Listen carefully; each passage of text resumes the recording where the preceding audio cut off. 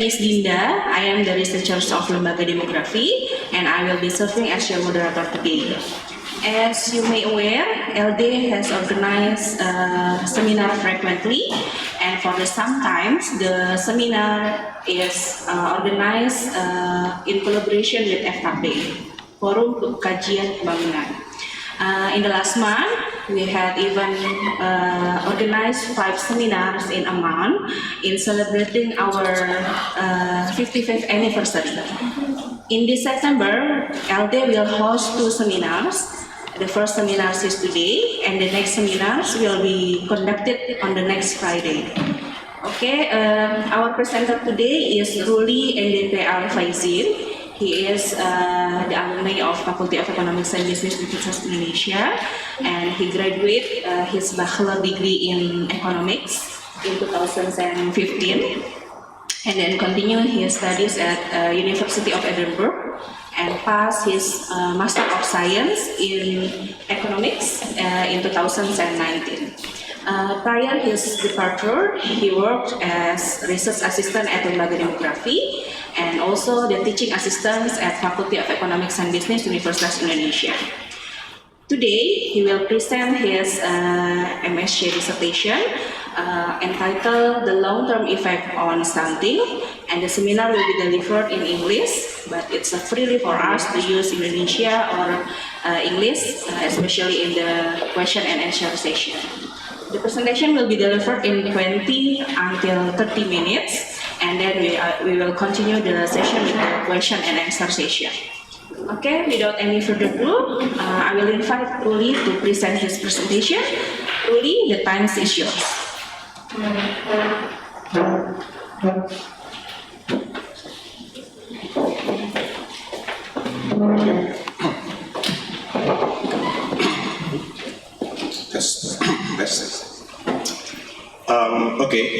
Good morning, everyone. Today's presentation is about the long-term effect of stunting on the life outcome. I use Indonesia as the subject.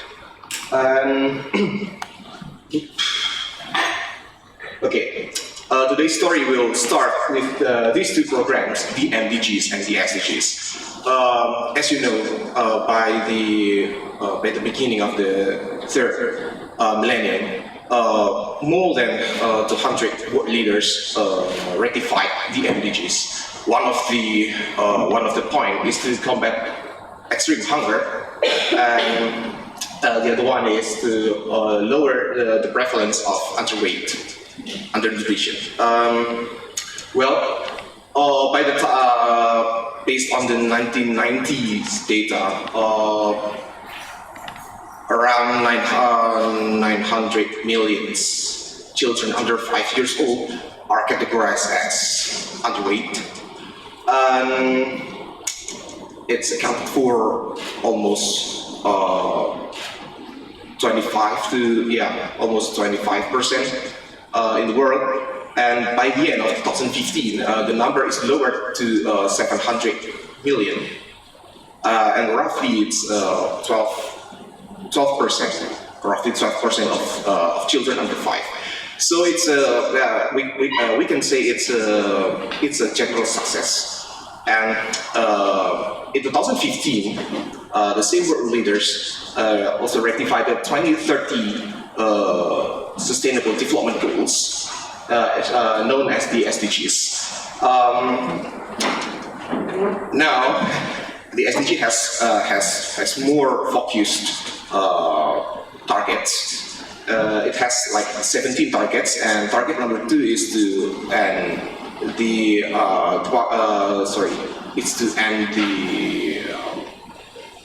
is to achieve the zero hunger, if I'm not wrong.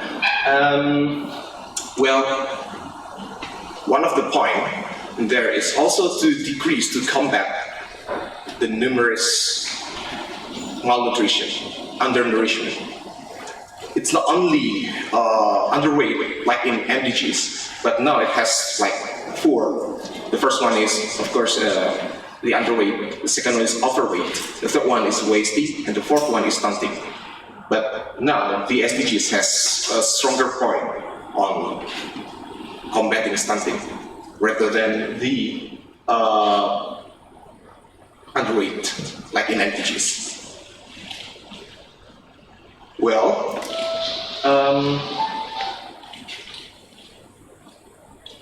the world has a declining trend on stunting, basically. But not every region has the same speed to lower the prevalence, the stunting prevalence by the end of 2013. And well, right now it's basically it's roughly 25% children in the world under 5 years old categorized as stunted children. And well, even though 25% is low, but there is some degree of heterogeneity among the countries, among the regions. Let's say for the third best region in the world with stunting, with the prevalence of stunting, let's say the East Asian, the Caribbean, and the South American, they have like 10 to 12%. But let's see these seven most. The second worst region with stunting prevalence. One of them is the Southeast Asian. Well, among the seventh worst region, the Southeast Asian is basically the best. It scored like 30-something%. But still, it's higher than the average of the world. Among the Asian countries, yeah, so the heterogeneity is not only appear between the regions of the world, including in Southeast Asian countries. The most developed countries, like Singapore, has only like 4% of stunted children. But the third world or the developing countries like Laos, Cambodia, Timor-Leste, and even Indonesia has one of the highest in Southeast Asian countries. By 2015, the number of stunted children in Indonesia, the prevalence is nearly 40%. Nearly 40%. It's high. Well, the heterogeneity is also appears in Indonesia among the province. One of the best provinces to combat stunting is Bali. It has like 11 to 12% of stunted children, followed by Yogyakarta. And well, let's say there are four provinces with the highest stunting prevalence. It's the eastern Nusa Tenggara, the west Sulawesi, Central Kalimantan, and Aceh. Well, so the world leader has set to combat stunting by the end of 2030. But what stunting actually is? Well, according to the paper by the ONIS in 2011, well, the UN and WHO conducted a lengthy research data collection from all over the world. There are like 7 countries to create the quote-unquote the normally growth, the standard growth for children between age 0 to 60 months. With this data, they construct 4 different measurements using Z-score. We know the WHE, the weight for age Z-score. It will be used to detect the underweight and overweight. And the second one is the HAZ, height or length for age Z-score. It will be used to see the stunting. WH Z-score, weight for height or length. to see the wasting and BMI. Well, you know what BMI is. The easiest definition of stunting is too short for your age and sex group. The formal definition is a children is categorized as stunted children if they have if their z-score, the HAZ score, height or length for age z-score, is lower than the -2 standard deviation.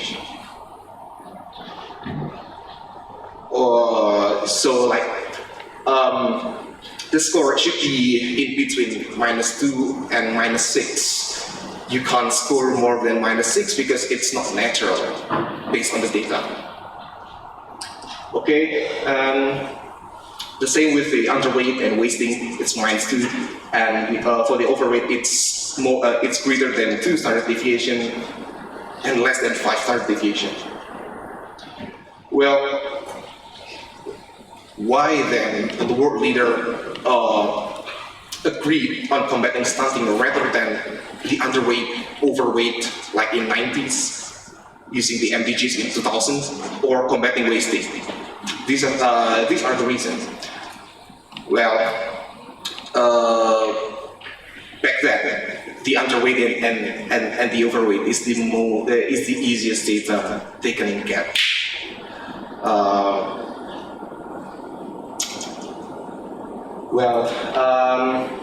Underweight, acute underweight has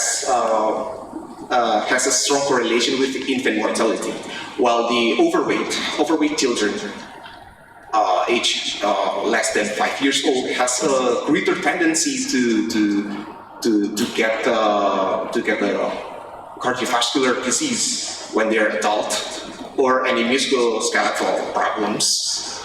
Well, while the wasting here, it's a symptom of acute malnutrition. And those three, the underweight, the overweight, and wasting, some of paper in public health, some of the papers say these three malnutrition can be quote unquote corrected or cured by the regime of dietary regime. Okay, let's say if you're an underweight children, your parents might give you additional food with a better nutrition. Or if you're overweight, your parents should give you a dietary regime so you can lose some weight to get the ideal one. Or wasting. For wasting, it's a bit tricky. One of the paper by the Lancet says wasting can be quote unquote cured by an intensive dietary regime, nutritional intake, as long as the children is not achieve the edema status, the acute wasting. It still can be cured. But for stunting,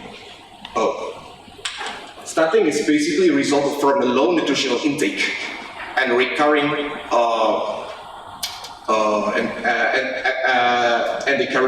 infections, sickness, which may put the children under 5 years old into a greater risk of illness and infant mortality.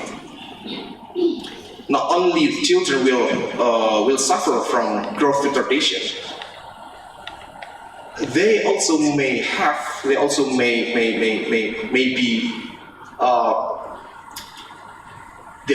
be retarded. I mean, sometimes it's followed by the retardation in mental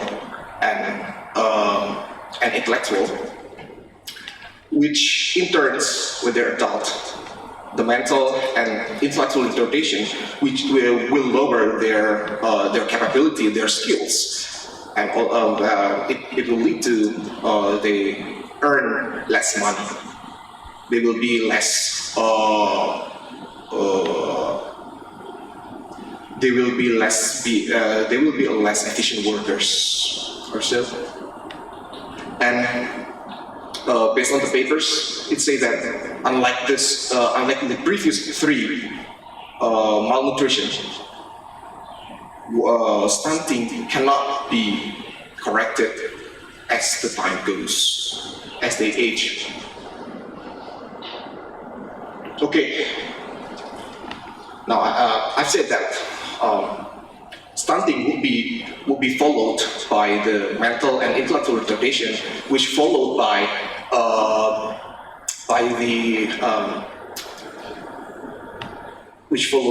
the less skill they have, and there will be less efficient workers in less income. Well, is it true? Does something that happened past, like what, 20, 30 years ago, affect your current life? Some of the papers say, yeah.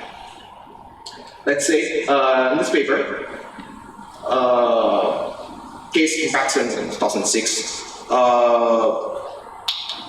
they studied the skill formation of young children, aged 7, and their adolescent life. They found that their capabilities at age of 7 correlated with their years of education. Or this paper by Junia Heckman, it says that 34% of your adult skills, your adult capabilities they come from your early childhood skill formation, both cognitive and non-cognitive. And the most important findings from Junia and Heckman's paper is that your skills, the cognitive and non-cognitive skills, are become inmalleable as your age goes. Or yeah, so okay, your skills, your adult life may be cost of the past times when you're children. But this paper, I like this paper so much. Dr. Salman paper. He also found that not only when you're, not only the postpartum condition affect your adult life, but also in utero condition. So he found that children who was born in 1918, 1919, during the Spanish influenza in the USA, will have a lower adult income because of their skills compared to their peers from neighboring cohort. So yeah, basically your past experience affect your current life. Now let's go to a bit mathematics here, but I'll just tell you the story. And we know that the experience, the exposure to something in your past life, in your children, in your childhood era, will affect your adult life.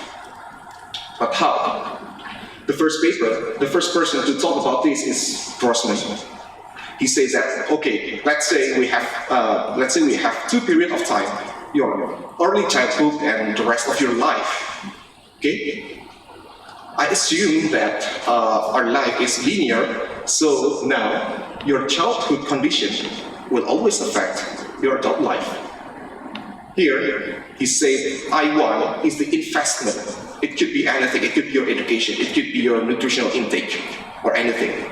Depends on your parents, depends on the condition.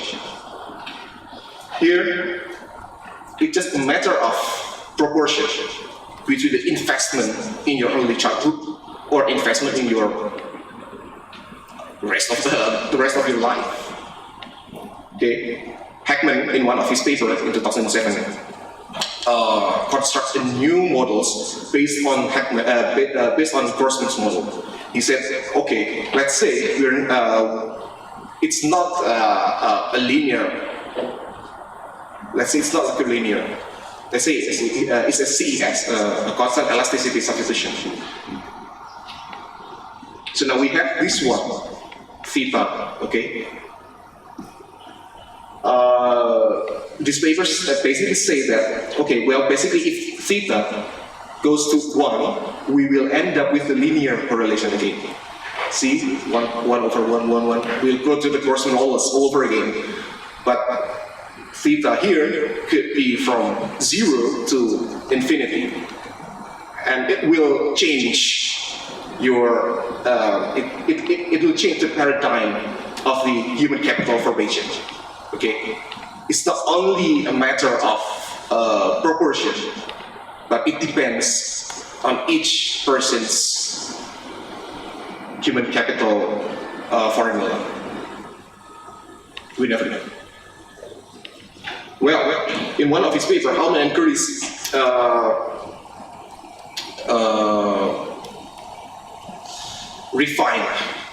they made the refinements to Heckman's model. They basically said, okay, let's say we hold the investment constant for both periods in your early childhood and in the rest of your life. But what happens if there is some shock in your early childhood? Will it goes away? In this one, in Grossman, if there is a shock in your early childhood, it will go away by the time. But here, no, the shock persists over time. This is the shock. Okay, so basically, Alman and Curry said, yeah, the shock will persist over time. The shock you got. The exposure of the shock will be retained even when you're adult. Okay. Now we know that stunting is dangerous. We know that the pastime may affect your adult life, both empirically and mathematically. But how stunting actually affects your adult life? Well, there are like what, 10 papers here. The first one is it's pretty obvious. The stature. Okay, stunting means too short for your age and sex group, and it will keep that way when you're adult. So stunted children will grow shorter as a shorter adult. The second one is the education. Hanum and Hu here, they conducted the studies in rural China. They found that stunted children may score lower in their tests by the age of 12 and 14.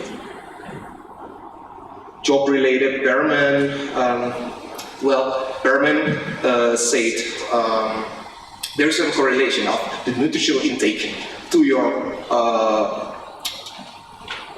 intellectual development that may lead to lower income because you'll be less efficient workers. This one is interesting. Paper by Victoria and Himas. In Victoria, she found that stunted children, well, it's women, stunted female children may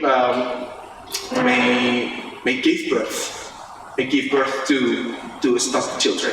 So the effect of stunting is also it could be delivered to your offspring, to your children. Well, that's That's pretty serious. Well, now, so what causes stunting? This is the diagram from the Lancet in 2013. Basically, it says it's a complex function. Stunting is caused by complex factors in different period of time in utero, postpartum, even when even the health of the mothers. Yeah, but now, because I studied economy, so I don't want to talk about the genetics. I know that we know that the genetics also plays an important part of giving birth or stunted children, but because I studied economic and I thought we have a longitudinal data on genetic and the adult life, so I'll just no. Let's stick to the non-genetical factors of stunting, and we'll end up with this one. So basically, there are I categorize this into three. The first one is broadly used by our friends from public health. It's about the nutritional intake. It could be the nutrition intake. It could be the vitamin A and D supplementation. It could be the exclusive breastfeeding for at least 24 months, or father smoking behavior, or the MPASI, makanan pendamping ASI. Yeah. And the second one is, I said, is from SES, the social economic status. It's like whether you come from a poor family or not, or whether your house has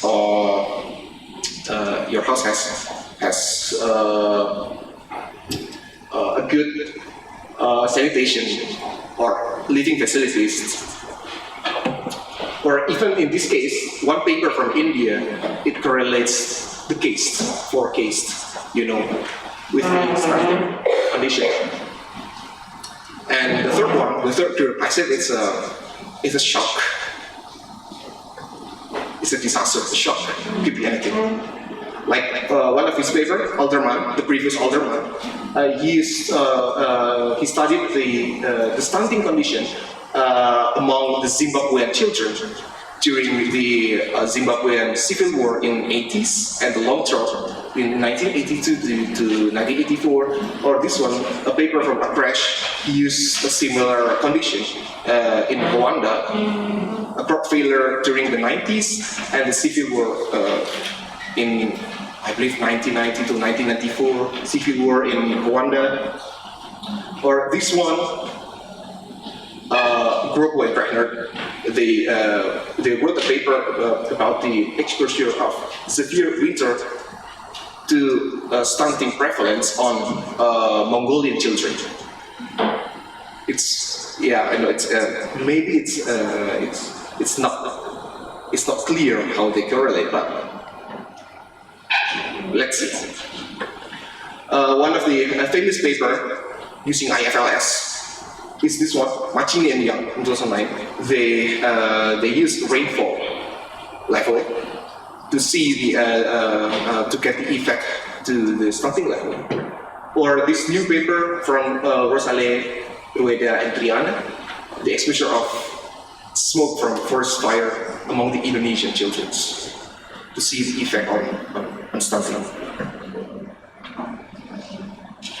Well, so basically my study design is this one.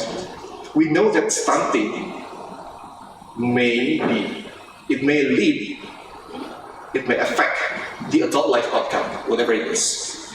And stunting is caused by these mysterious variables. We know that it's a complex function.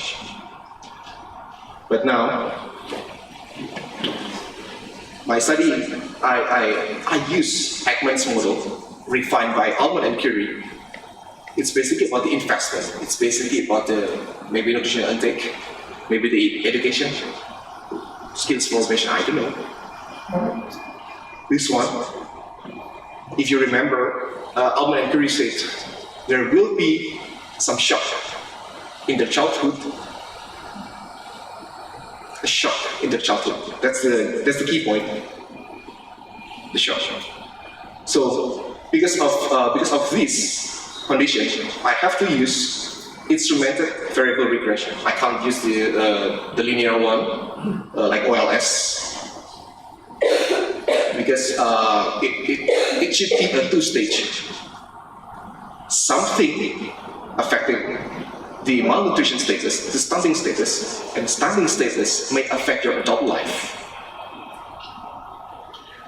Well, I don't say that like the exclusive breastfeeding, the empathy, the sanitary condition, the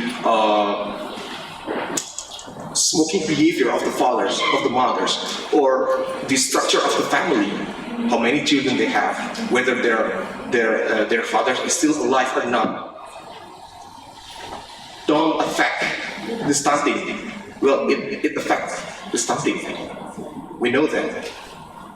But for the sake of the modeling, of the statistic, econometrics, the instrument variables should satisfy the weak exogeneity condition.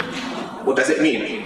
It should mean that this mysterious variable should be correlated with the stunting status, but this one shouldn't have any correlation with the adult life outcome or the error. And from the list of the variables from the previous studies, I believe that the external shocks would be the good instrument variables. Why? Let's say, ideally,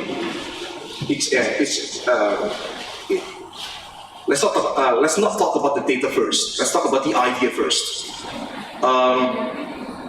Stunted children is correlated with the family's economic condition. The poorer the family, then the children are put into a greater risk of growing into stunted children. Well, a poorer family means like they can't afford a better nutrition. Maybe they don't know that they don't know to vaccinize their children, or they can't afford the empathy. Or in some cases, they only relies on the exclusive breastfeeding, regardless the nutrition intake of the mother itself. Okay, I'm not saying that breastfeeding would lead to stunting, but the nutrition intake, the nutritional intake of the mother plays an important role also in determining stunting condition among children under 5 years old. So here I use the data from IFLS. I found that they have the external shock, the natural disasters. I use the agricultural shocks. It comprises of 2 shocks. The first one is the crop loss, or we say in Indonesia as puso. The second one is flow price, sudden flow price. Well, if I only use these instrument variables, it will bias to farmer's family. So I have to find the other one for a non-farming families, and it will be this variable, the natural disaster. Okay, the IFLS doesn't say anything about the natural disaster. They only say that it's a asset loss by the household due to either natural disaster or social disaster. That's all. Okay. Now we move to the research question. I think the research question is obvious. The first one is, does the economic shocks during your early childhood affect the stunting condition? The second one is, does the economic shocks in your early childhood affect your adult life? The third one is, what is the effect, if there is, what is the effect of the economic shock during your childhood, age 0 to 60 months, to your adult life? Here, I use the IFLS 5 waves 1993 to 2014. This is basically just the data selection process. Here, I think I need to note this one. So, yeah, here. So there are almost 3,000 children under 5 years old, under 60 months, in IFLS 1993, but there are only 2,300 children that have complete nutritional status. Complete, I mean, is they have their height or length, they have their weight, they have their age in months, and can be constructed. If they have these three variables, it would be the value would be ranged between +6 standard deviation. The z-score will be ranged between the +6 standard deviation to -6. So it should be between them. The z-score greater than 6 or less than -6 is not natural, so I have to remove them.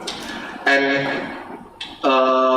from this number to 2,300, only like 2,100 are re-interviewed as an adult in 2014.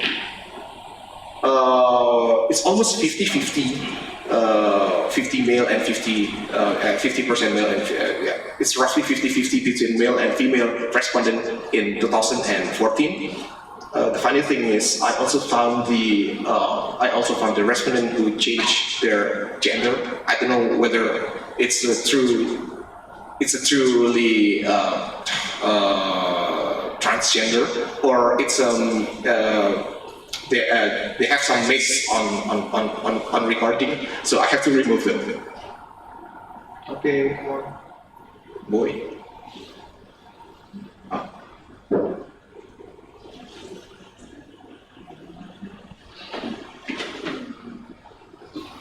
Okay, so now in 1993 we have 2,300 individuals, and only 2,100 are re-interviewed in 2014. So I might be got trapped in data attrition.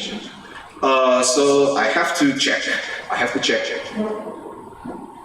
So basically here it says that, well, there are more than 2,000 children.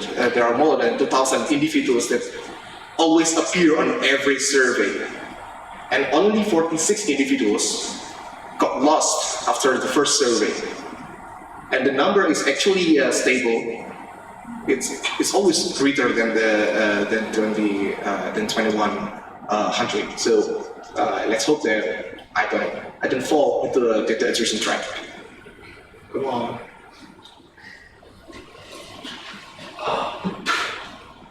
Okay, that's basically the data descriptive statistic. Well, here we know that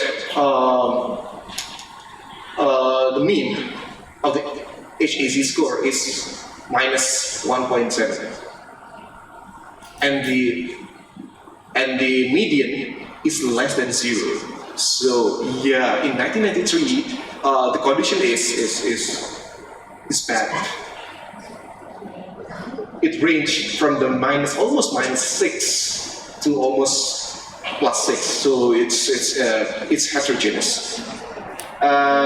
If I divide it into stunted children or not, the stunted prevalence is 44.51% in 1993, and the female children has a slightly lower prevalence, 41 compared to male, 46. Okay. This one is the descriptive static for statistics. For the years of education by the 2014 survey. So most of the respondents they enrolled to senior high school, and most of them here got 12 years of education. Well, this one is it's just a simple plot between the HAC score by the age of 1993 with the years of education. We can see that there is slightly, maybe a weak correlation between them. Let's see.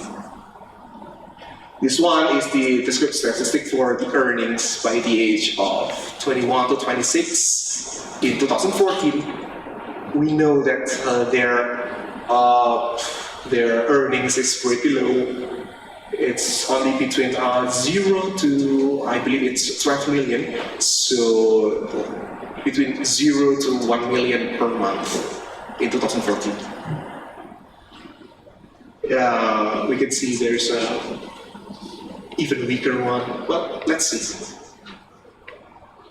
I also tracked their height in 1997, in 2000, 2007, and 2014 wave, and I found a positive correlation between the HAC score with their height. Okay, we know that we use the IV regression. So now I have to check whether my instrument variables are valid or not. Remember that my instrument variables are the external shocks. It's the agricultural shock and the natural disaster. Well, let me tell you first. This first three. Let's say the A complex is a set of control variables that I use to determine the effect on education. The B, I use the B for the job and employment, and the C, I use this one for determining the effect on earnings. Okay, for all of these settings, we can get a pretty stable result that agricultural shock affect the HAC score, your stunting status, by like what, minus 0.3 standard deviation, around minus 0.3. It's stable in that number, minus 0.3, minus 0.3, minus 0.3, minus 0.3, minus 0.3. While the natural disaster, it always appears to be, it always has the negative effect, but it's not significant. Why? Because due to natural disaster or social disaster, the household has some coping mechanism. They have a lot of coping mechanism, unlike the agricultural shock.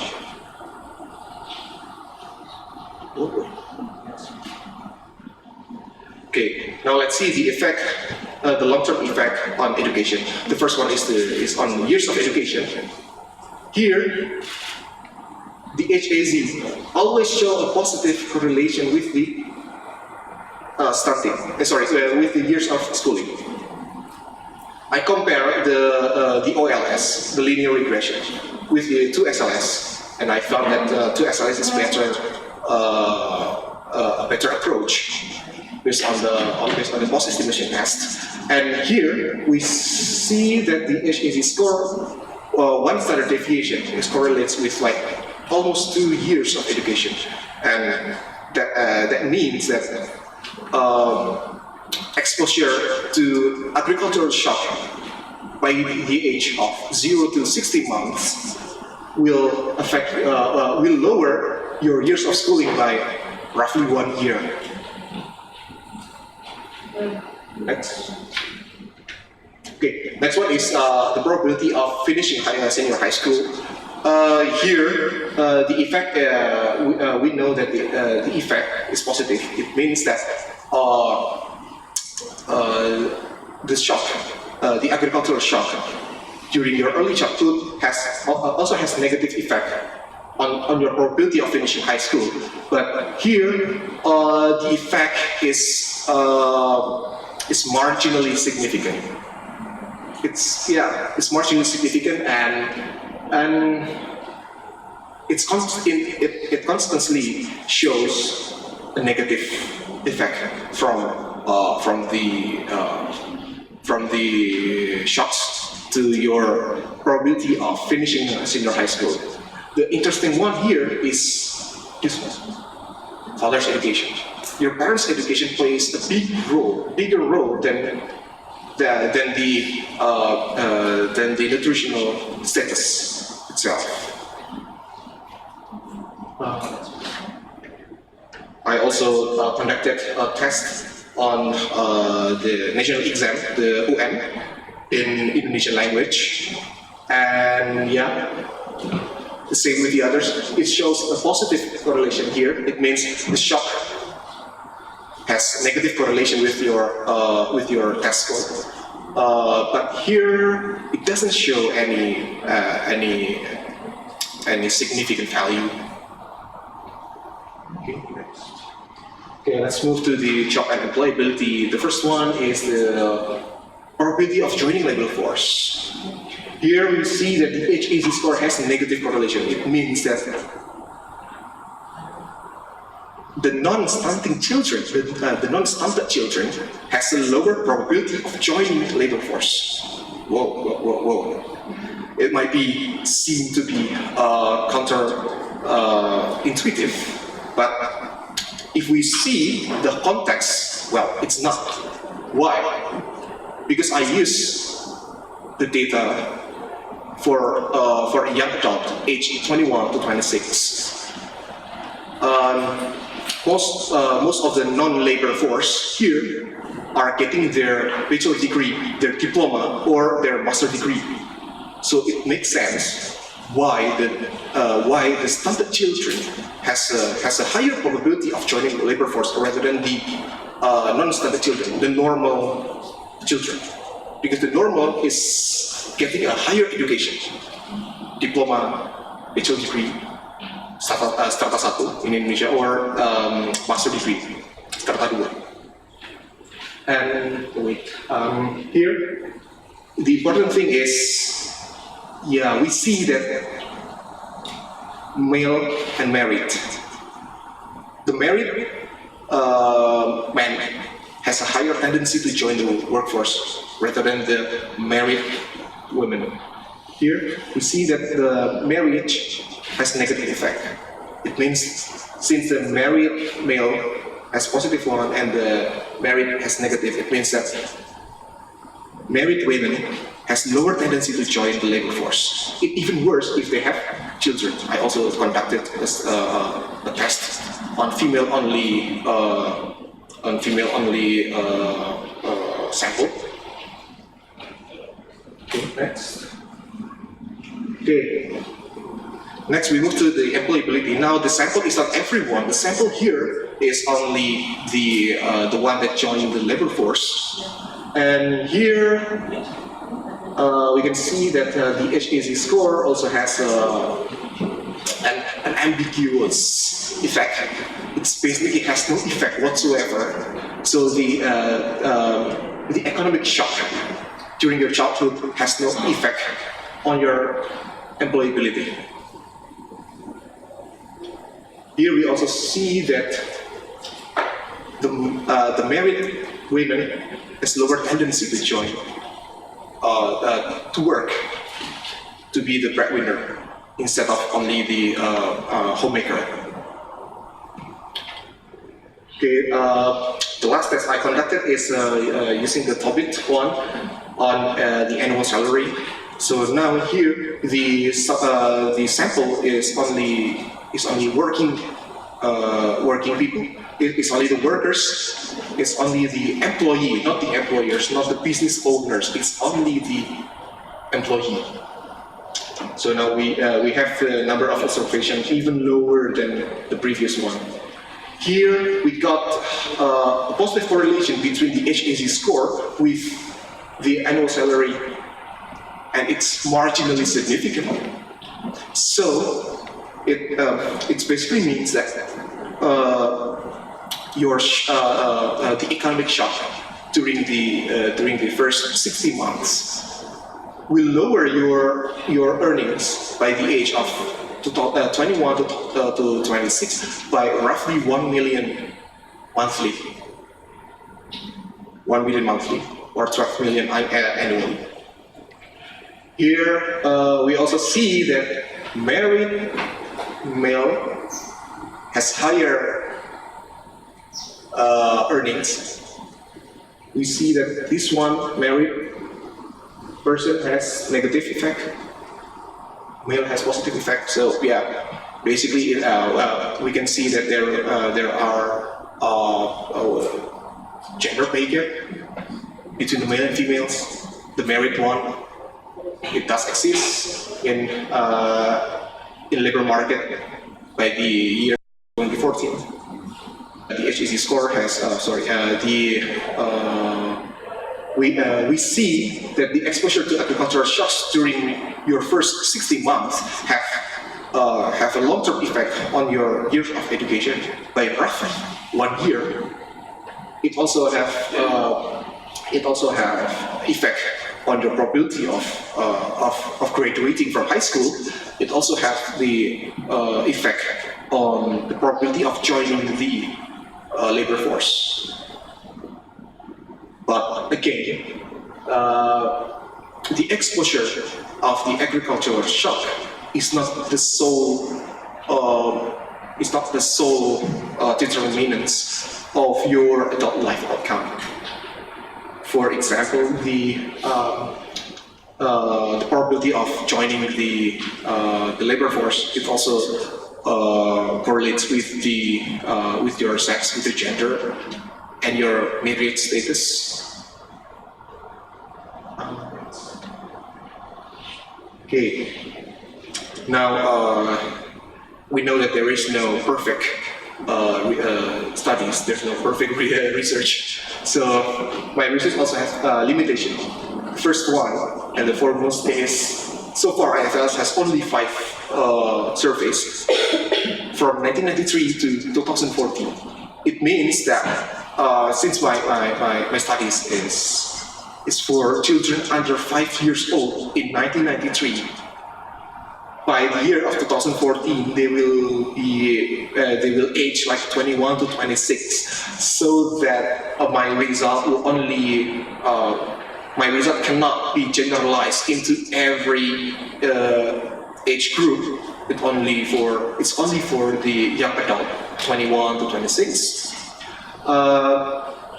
The second one here, the IFLS itself in 1993, it didn't describe what type of natural disaster or social disaster. The questionnaire just say that a disaster, natural disaster or social disaster. So we can't see the true effect of different type of natural disaster or social disaster. The third is less than 10% of the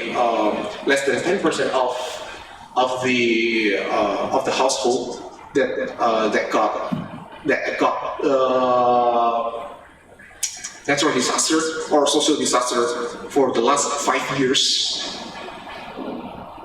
Only 10% of them can tell the real damage. The 90% cannot tell anything about the damage. They say, we don't know, we don't remember. That's why in this research I only use the dummy variable, yes or no, whether you experience the natural disaster, the social disaster, or agricultural shock or not. So maybe I can't use the real effect in terms of the damage. That's my third limitation. The the fourth one is sorry.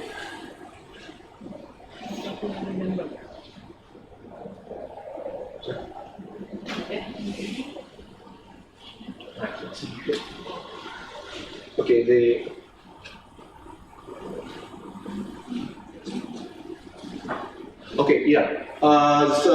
fourth one is the 1993 IFLS doesn't have any survey, any variable, any questionnaire about the social aid, the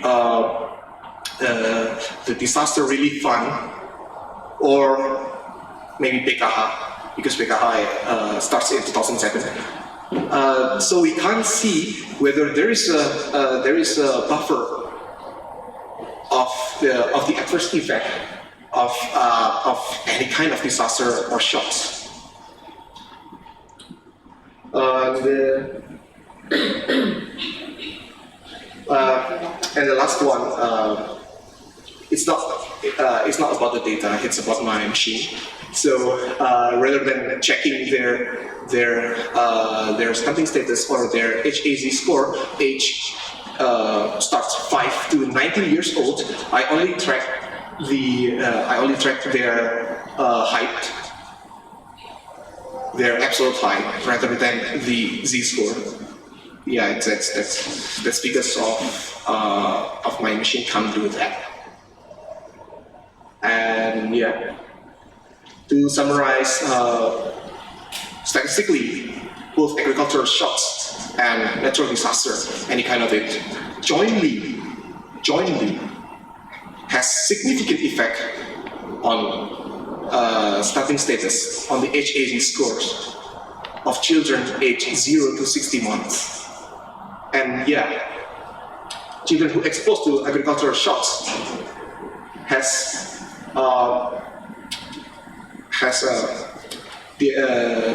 the effect of the agricultural shock itself retained over time. At least we can see it from the years of schooling and earnings. Only for the young adult, 21 to 26 years old. Last one, we see that gender pay gap does exist. At least for the young adult in 2014 labor market. Yeah. Now, I think the potential policy is pretty obvious. First one, because of the agricultural shock has a bigger role in determining stunting status rather than the natural or social disaster, according to IFLS 1993. So I guess the agriculture, the agro or farmers insurance is important.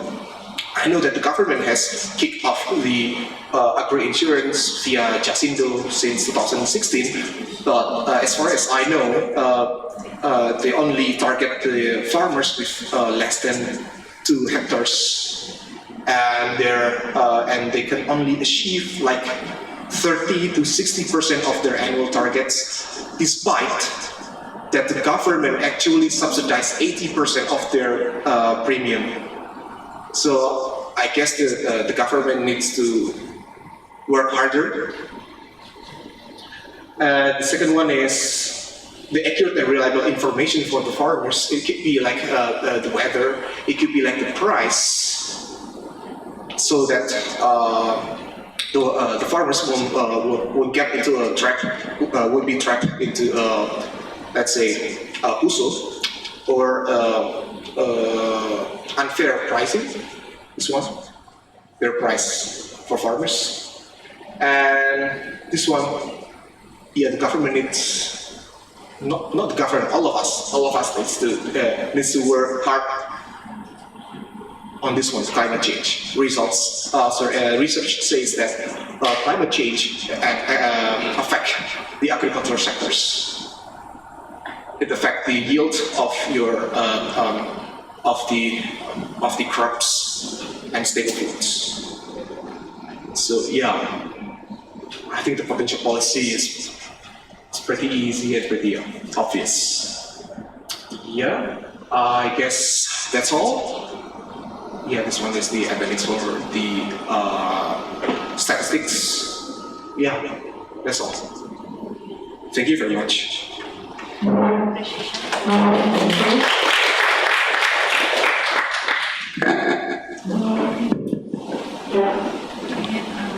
Thank you, Ruli, for the informative presentation. Now we are going to the question and answer session. In this session, every questions, inputs, or maybe comments are most welcome. For the first session, we will have 3 questions. Please raise your hand and identify yourself by mentioning your name and institution. Pertanyaan dapat diajukan dalam bahasa Indonesia.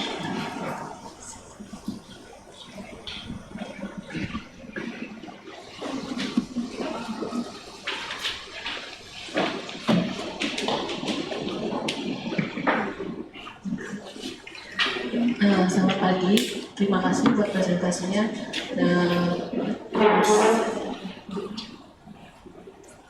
Can you speak louder? Oke. Terima kasih buat presentasinya buat Mas Ruli dan Mbak Dina buat kesempatan yang sudah diberikan. Pertama saya ingin menanyakan mengenai paper yang tadi dijelaskan oleh Name and institution. Nama saya Gracia, saya mahasiswa FKP 2019. Saya ingin menanyakan mengenai acuan paper dari Mas Ruli tadi yang keempat itu yang mengatakan bahwa wabah influenza itu mengakibatkan akhirnya keterbatasan adult income akibat dari lower skills itu. Nah, yang mau saya tanyakan itu apakah wabah itu disebabkan secara langsung oleh akibat stunting itu sendiri atau memang karena kan orang sehat juga bisa terkena wabah itu gitu. Jadi saya agak bingung korelasinya yang langsung mengaitkan dengan stunting. Ya lalu yang berikutnya tadi ada non-genetical determinant of stunting yang ada banyak banget yang dijelasin, tapi itu sangat sedikit keterkaitannya dengan agriculture and natural disaster gitu. Maksudnya karena tadi Mas bilang dia bukan anak biologi, jadi kurang ngerti kalau yang dari genetikalnya, jadi dia ambil dari yang non genetikal. Jadi ya itu saya juga jadinya kira-kira mana yang paling dominan gitu dan mana yang disebabkan oleh variabel yang dijelaskan oleh Mas Ruli tadi penyebab utama stunting. Lalu yang berikutnya tentang higher education gitu. Apakah ada variabel lain selain stunting kayak misalnya ketika seorang tidak memiliki pendidikan yang tinggi itu tidak serta-merta oleh karena dia kemampuannya rendah gitu, tapi karena memang mungkin dia tidak punya biaya atau tidak ada kesempatan itu gitu. Lalu yang terakhir tadi kan Mas Ruli juga mengatakan kalau stunting itu tidak hanya serta-merta ketika bayi itu lahir 5 tahun pertama, tapi juga semasa dalam kandungan ibu ya. Tapi dalam rekomendasi public policy yang disampaikan oleh Mas Ruli itu tidak ada satupun yang mengaitkan dengan nutrisi ibu gitu. Jadi semuanya lebih ke petani, climate change dan sebagainya. Kalau menurut Mas Ruli itu untuk yang ke kesehatan ibunya itu gimana gitu? Terima kasih. Mbak Sia. Ada lagi pertanyaannya? Oke. Kita kumpulkan 3 pertanyaan dulu. Apa nggak dijawab dulu aja? Takutnya nanti sama ini. Kita kumpulkan 3 dulu. Nanti kita buka next round. Iya, jadi saya pernah baca. Saya Fanda, mahasiswa Indonesia.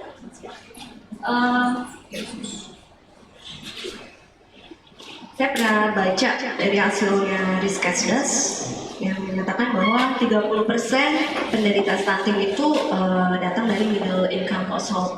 Jadi bukan mereka yang poor atau mereka yang tinggal di wilayah-wilayah yang sangat terpencil seperti itu. Nah, gimana saat ini bisa mengadaptasi adanya isu tersebut? Jadi karena biasanya yang middle income household kan low risk terhadap agriculture shock ataupun natural tadi apa ya? Culture shock sama natural disaster. Gimana penelitian ini apakah mencoba melihat juga dari sisi itu. Jadi mereka stunting yang bukan dari golongan ekonomi. Terima kasih Mbak Fanda. Satu lagi, apakah ada pertanyaan di term ini? Oke, bila tidak ada. Oh, baik. Silakan. Pak Hadi. Terima kasih. Nama saya Ardianto. Saya dari Badan Usaha Statistik.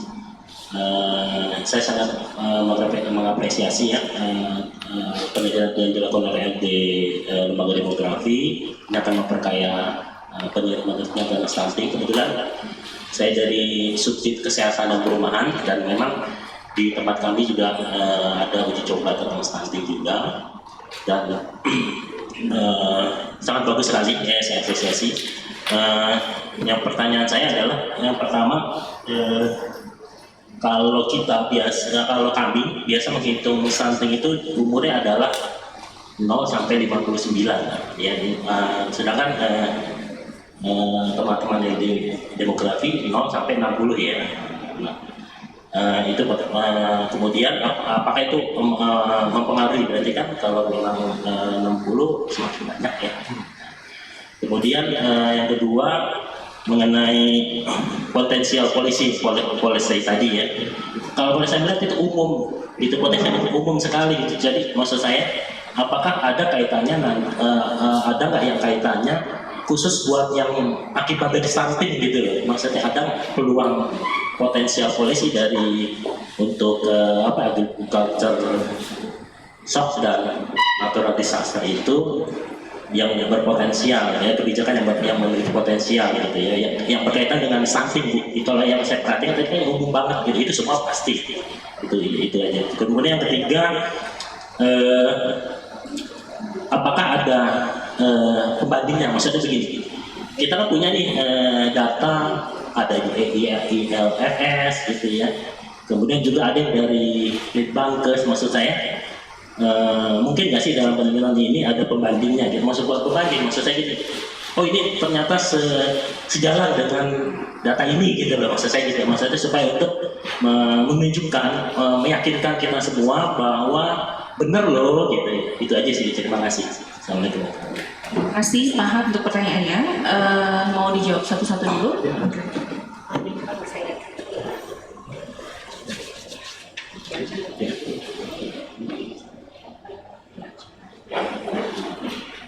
Oke, pertanyaan pertama dari Mbak Cia ya, tentang acuan paper. Oke, paper yang saya acu waktu itu paper dari Douglas Almond. Saya bacakan dulu nih ya. Paper dari Douglas Almond, judulnya Is the 1918 Influenza Pandemic Over? Long-Term Effects of In Utero Influenza Exposure in the Post-1940 US Population. Jadi pada slides yang ya, jadi pada slides ini saya ingin menunjukkan bahwa exposure, bahwa shock, bahwa kondisi di early childhood itu punya efek di jangka panjang. Jadi tidak semata-mata stunting, tapi kondisi apapun pada early childhood itu ternyata punya efek di jangka panjang juga. Itu pertama. Yang kedua, dari non-genetical determinants of stunting, mana yang paling dominan? Dari non-genetical determinants, mana yang paling dominan? Oh. Oke, dari paper ini tadi kan pertanyaannya kenapa dari list dari non-genetical determinants tiba-tiba saya ngomongin tentang agriculture shock dan natural disaster. Jadi kalau kita perhatikan sebelumnya, sebenarnya stunting ini kan kompleks, sangat kompleks. Kondisi ketika ibu ini conceiving, kondisi ketika ibu ini sedang mengandung, kondisi ketika anak ini sudah lahir, disusui, termasuk kondisi 3 tahun setelah batas menyusui normal 2 tahun kan, itu punya efek masing-masing. Nah, kalau saya sendiri ingin melihatnya pada jendela postpartum setelah anak ini lahir, bagaimana? Karena yang pertama itu data yang ada postpartum.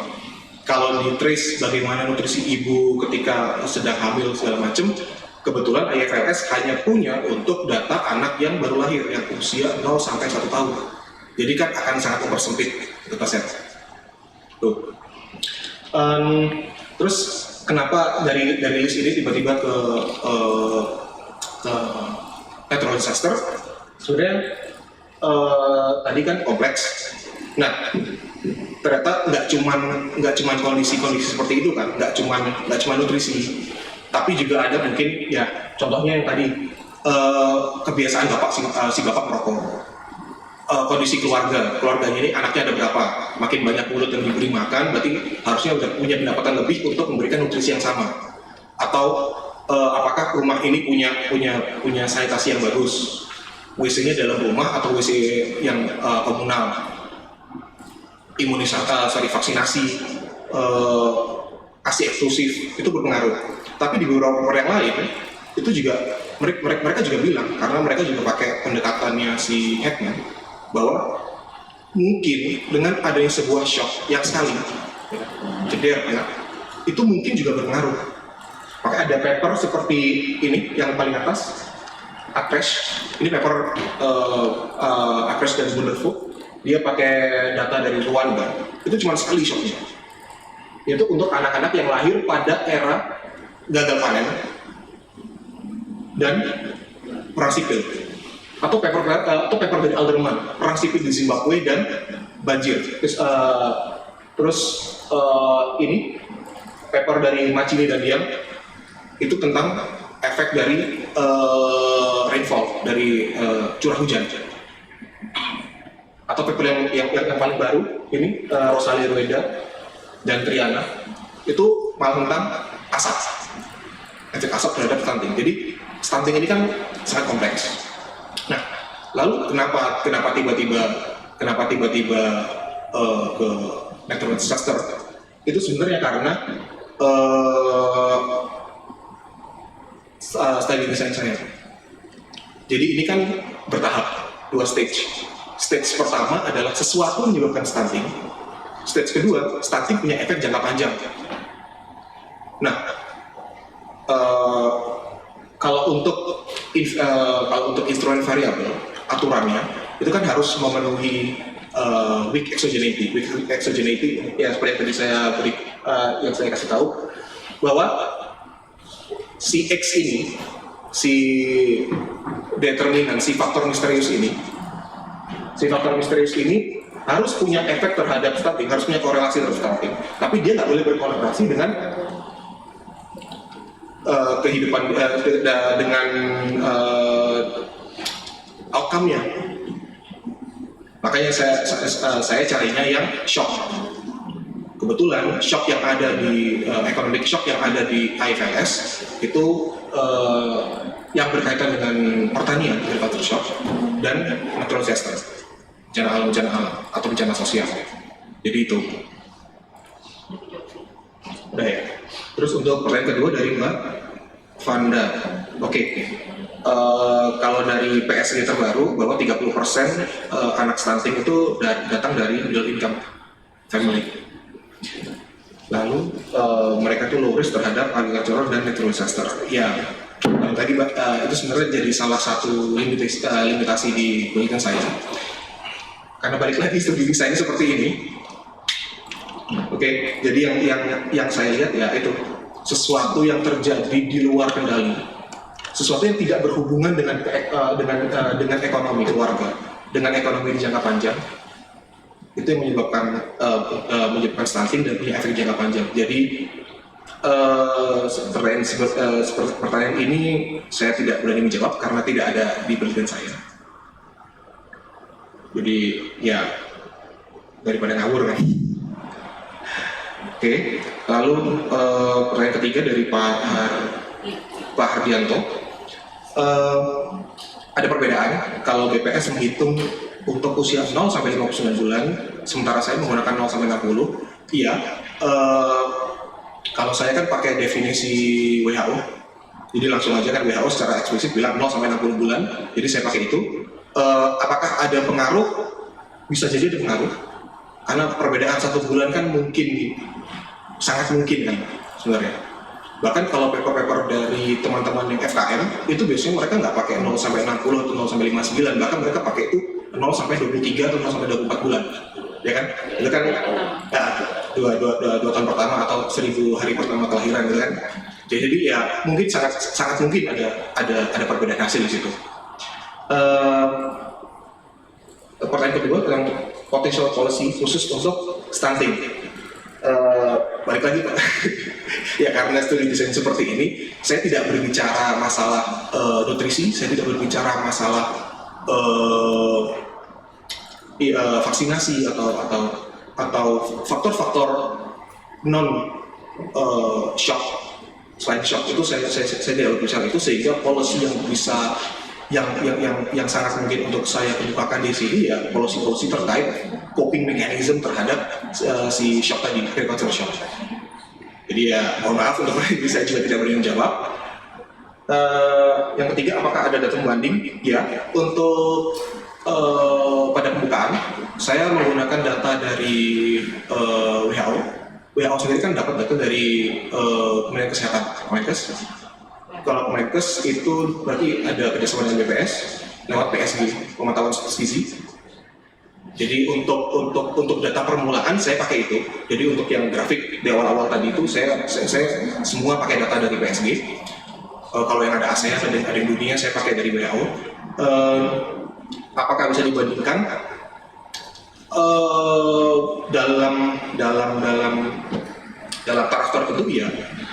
Dalam artian kalau kita ingin melihat tren, sebenarnya bisa. Jadi kalau misalkan saya plot antara anak yang menderita stunting umur 0 sampai 60 bulan pakai IFLS, berarti saya harus mencari kohort 93, 97, 2000, 2007, 2014. Sementara PSG itu kan tahunan. Ya, jadi kan ada kalau IFLS kalau 4 tahunnya 7, kalau PSG kan setiap tahun annually. Sehingga ya komparasi hanya pada level tren, itu yang paling bisa dilakukan. Tapi kalau emang komparasi tahunan, mohon maaf ayah hasilnya. Jadi ya itu juga keterbatasannya Pak. Terima kasih banyak. Apakah ada pertanyaan yang belum terjawab dari sesi pertama? Now we are going to the second round for the question and answer session. I will give also the 3 audience to ask or to give input or comments in this session. Please raise your hand and identify the name and institution you hold. Terima kasih. Saya Dr. Erna Mulati. Kebetulan saya Direktur Keska Kementerian Kesehatan.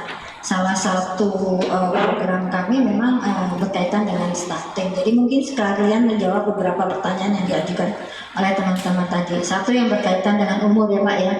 Kalau kita memang di Indonesia itu pakainya 0 sampai 59 bulan. 59 bulan itu artinya 60 bulan kurang 1 hari ya. Karena kalau sudah lebih dari balita itu kita bilangnya bukan stunting lagi ya, pendek gitu. Ya, itu yang harus pertama dipahami. Kemudian yang kedua berkaitan dengan stunting ini kan intinya adalah adanya gangguan nutrisi yang sifatnya kronis terus-menerus yang berdampak terhadap IQ dari anak dan juga terkait dengan kemungkinan terjadinya gangguan penyakit degeneratif yang dini.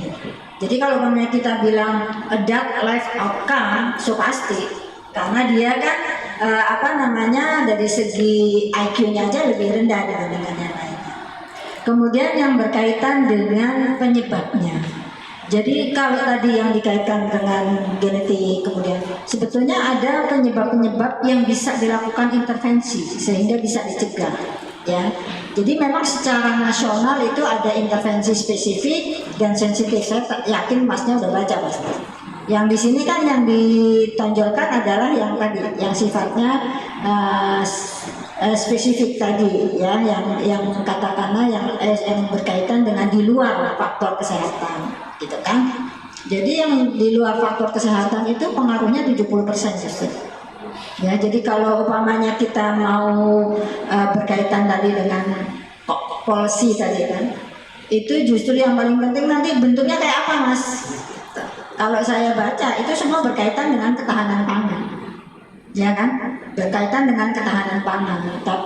Tapi berkaitan dengan katakanlah hygiene sanitasi yang punya pengaruh besar juga terhadap terjadinya stunting, ini belum diomongin sama sekali. Ya, jadi mungkin perlu next penelitian yang lebih dalam. Ya, nah. Kemudian kalau yang berkaitan mana yang bisa dilakukan intervensi, salah satunya perumahan, Pak. Jadi kalau mengundang orang perumahan, betul.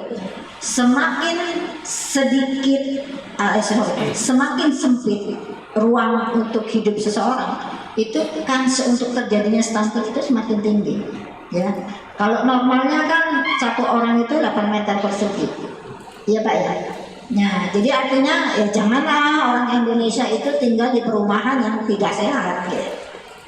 Ya, nah tadi yang disebutkan tadi, kenapa kok sampai timbul climate change, kenapa sampai timbul tadi yang rokok ya bawahnya kebakaran, nah itu adalah faktor-faktor yang bisa dilakukan intervensi sebetulnya. Nah, kalau katakanlah tadi kita mau melakukan tadi yang agrikultur, jangan sampai nanti salah, ya. Kan tadi dikatakan bahwa tadi ada yang bilang 0 sampai 23 bulan. Nah, 0 sampai 23 bulan diawali dengan katakanlah dia pada saat masa kehamilan, itu adalah intervensi yang tepat, yang paling tepat. Jadi kalau kita ngejar, jadi kalau kita punya anak umur 1 tahun itu didiagnosa pendek gitu atau stunting katakanlah, itu kita masih punya umur 1 tahun, masih punya waktu 1 tahun untuk mengejar semuanya. Tidak hanya dari segi pemberian nutrisi yang betul, tapi juga dari segi stimulasi. Karena tadi kalau kita tidak mau jatuh ke stunting, ya stimulasi terkait dengan kognitifnya harus dirangsang, juga motorik dan sensoriknya. Nah itu yang paling penting. Justru yang nanti harusnya muncul lagi untuk penelitian yang akan datang, seberapa jauh sih intervensi kebutuhan untuk melakukan intervensi, Mas? Karena kalau bilangnya adult life outcome, so pasti saya bilang tadi nggak usah diomongin, itu sudah jadi rahasia di dunia bahwa anak yang stunting itu rata-rata minimal dia 25% penghasilannya lebih rendah daripada anak yang tidak stunting. Itu minimal, ya. Itu udah menjadi jadi bukannya saya bilang nggak penting, Mas, boleh-boleh aja sih, ini dilihat dari sisi lain. Tapi justru seberapa jauh sih biaya yang harus kita keluarkan untuk katakanlah melakukan intervensi. Tapi yang lebih utama adalah yang sampai umur 23 bulan. Kalau katakanlah berapa ya tadi? Berarti antara 24 bulan sampai dengan 59 bulan itu bisa juga dilakukan, tapi hasilnya tidak maksimal. Ya, tapi kalau nanti dia berada di lingkungan yang betul, gitu kan, yang tadi dibilang intervensi sensitif spesifik itu dia betul, itu hasilnya pasti akan maksimal seoptimal mungkin terkait dengan kondisi anak.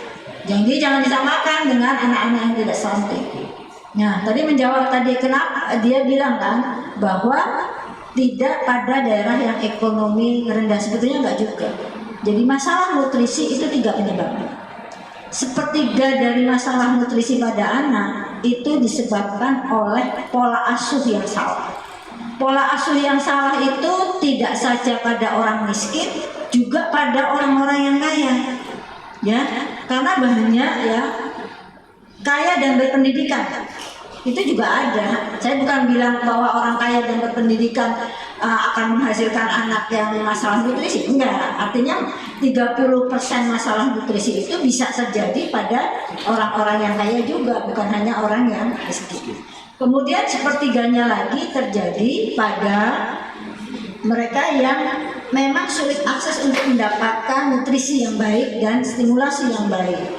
Nah, ini biasanya dialami oleh orang-orang yang ekonomi rendah atau daerah-daerah terpencil yang tidak mendapatkan. Nah, kemudian pelayanan kesehatan yang lengkap, yang tadi terkait dengan intervensi tadi. Kemudian sepertiganya lagi itu terjadi pada anak-anak yang menderita penyakit.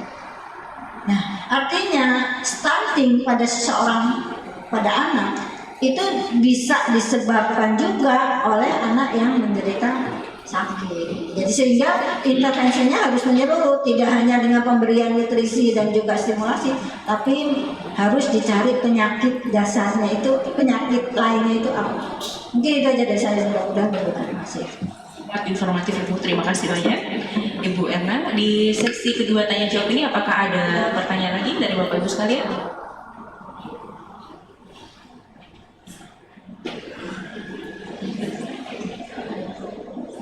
Tidak ada pertanyaan lagi Bapak Ibu? Ibu mungkin ada pertanyaan? Intervensi yang saya minta tadi sekolah dibikin lagi.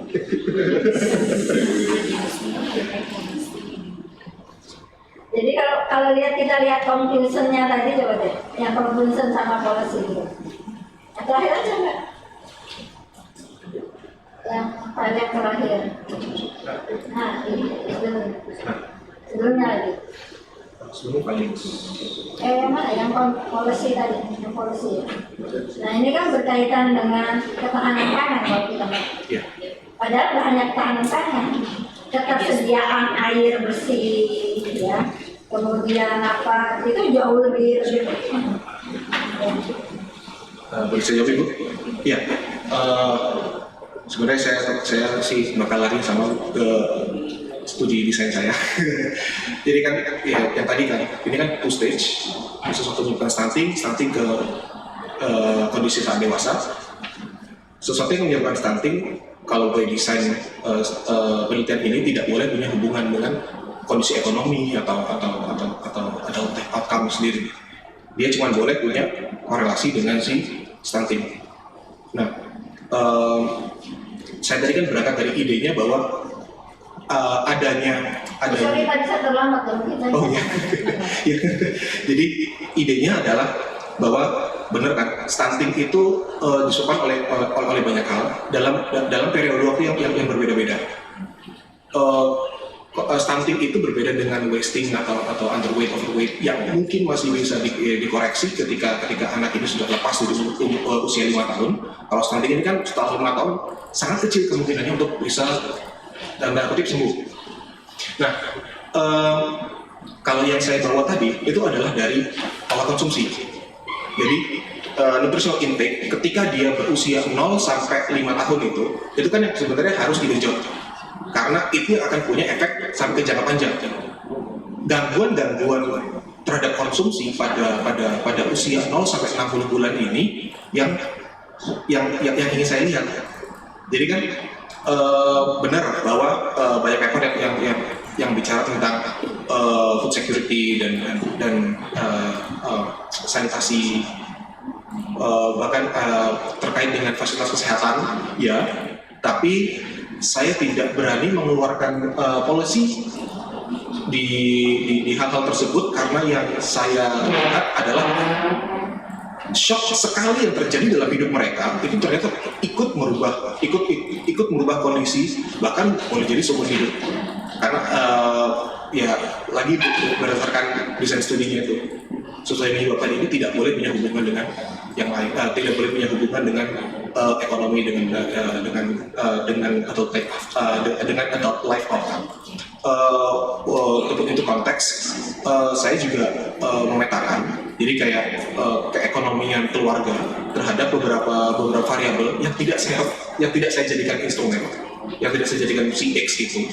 Jadi kalau boleh dimetakan secara dikotomi, secara hitam putih, kaya dan miskin, saya menemukan ada pola 70%, at least 70%.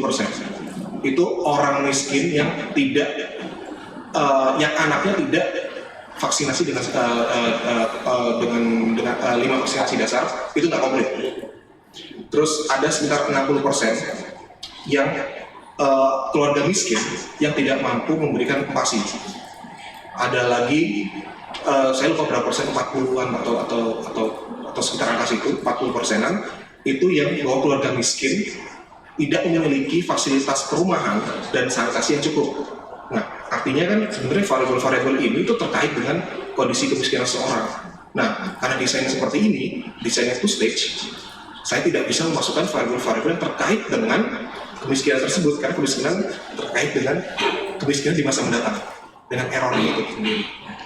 Nah, jadi ya makanya yang saya lihat adalah shock sekali seumur hidup pada usia 0 sampai 60 bulan itu berpengaruh terhadap status kesehatan seorang anak dan punya efek jangka panjang.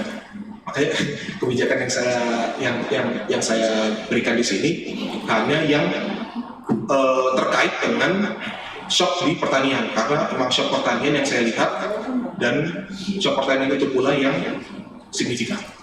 Gitu. Bukan kalau yang tadi saya jelaskan kan, kalau natural disaster based on data, ternyata orang-orang itu yang terkena bencana alam apapun bentuknya, banjir, longsor, bahkan kayak kebakaran rumah, kebakaran toko, atau social disaster kayak kerusuhan, digusur, itu mereka punya coping mechanism. Mereka tuh bisa pinjam uang ke saudara, mereka punya tabungan, mereka punya coping mechanism. Sementara untuk shock yang di bidang pertanian, di data ternyata yang punya coping mechanism itu terlalu kecil jumlahnya.